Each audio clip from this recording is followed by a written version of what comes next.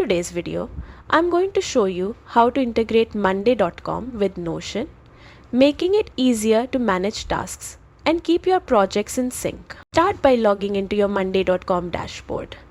Look at the top right corner and click on the Marketplace tab. In the search bar, type Notion and select it from the results. Click Use App to begin the integration. Next, choose the workspace and board where you want Notion data to sync. Think of the workspace as your virtual office and boards as individual project lists. Picking the right ones ensures your tasks and information flow smoothly between the two platforms. Finally, click Add App to complete the setup.